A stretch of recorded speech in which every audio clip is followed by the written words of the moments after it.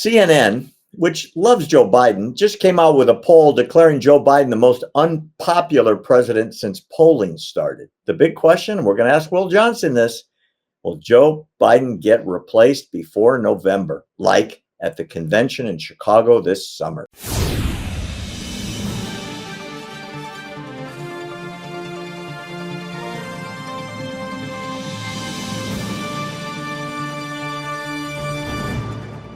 Speaking of Joe Biden, new CNN poll out, his approval rate is at 38%. It's the lowest they've ever recorded, and this is CNN's poll. And I believe they're fudging those numbers. It's plus exactly 15. Right. It's plus 15. They're spinning it up. Oh, yeah, it's plus 15 at least. It could be much worse than that. Based on that poll, which came out yesterday, there's a lot of Democrats now talking about how we can replace Biden at the top of the ticket. And here's what's interesting. They're talking about doing it at the convention in Chicago, not promoting Kamala to the top spot, leaving her as vice president because A, she's incredibly unpopular. B, she's incredibly unable. Oh, yeah. And C, if they replace her as vice president, then the Democrat Party is racist, because she's a woman of color. Well, what if they put someone like Jasmine Crockett? What if they put someone like her there? Well, it still would be a minus to Kamala, who would not roll over easily.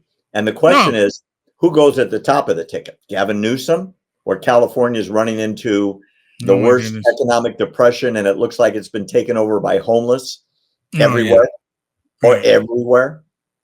So Gavin Newsom's in trouble. What do you suggest? I want to hear your pontification, Dr. Johnson.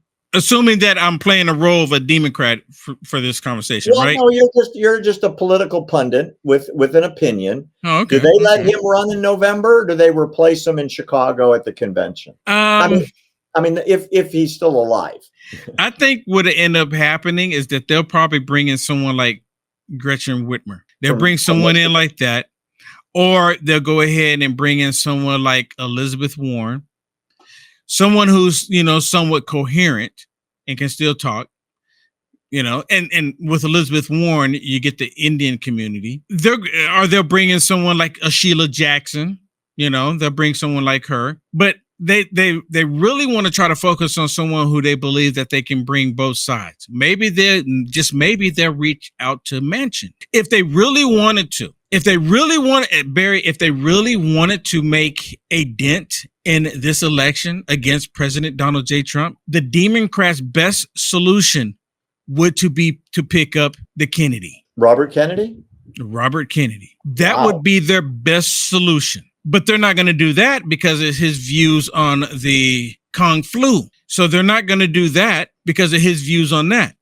Now, he pretty much aligns with everything else when it comes to the woke agenda, the DEI, the killing of the most innocent of us all, the baby in the womb, the whole sodomy thing. He's on board with all of that. He just questions their agenda when it comes to the Kung flu. Because of that, they have rejected him. So, but again, if they truly wanted to make a difference, but you know what, Barry?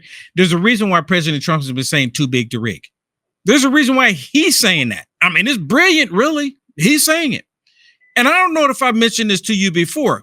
President Trump, when he was in office in 2020, they had to remove President Trump. And I'm gonna say this out loud, and please don't hate me for saying this. It was kind of good that President Trump was removed. Why is that?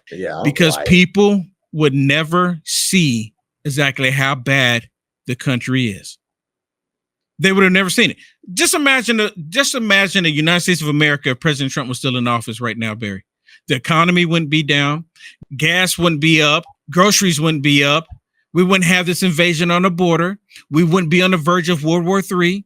We wouldn't have all of this stupid stuff going on, right? If we didn't have all of this going on, people would not know exactly how bad it is. So President Trump being removed out of the way, you can't blame him. They still do blame President Trump.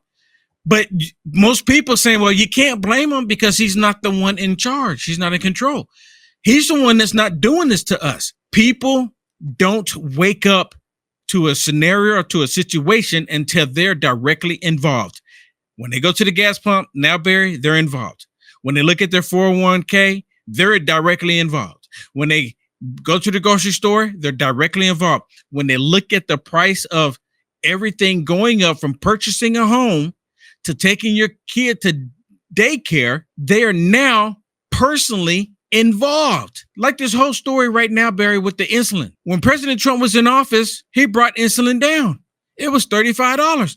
They sat in the Rose Garden, and this black lady was there with a mask on saying, "Thank you, Mr. President Trump, for bringing the insulin down where I can afford to get it now." Now they flipped it and try to say that Joe Biden's the one did it. And then they flipped it again and saying, well, President Trump is trying to take credit for something Joe Biden did, when President Trump was the one who did it initially. He has already done it. So it's bottom line, who is running for president in November on the Democrat ticket for president of the United States? It's going to be Joe Biden. It's going to be Joe Biden, because they're going to double down. They can't look like they made a bad decision. They're so prideful of themselves. They can't admit that they made a mistake. They made a mistake from what they did in 2020. They're doubling down. It's just like Barry. They make this comment, this statement saying that men can become women.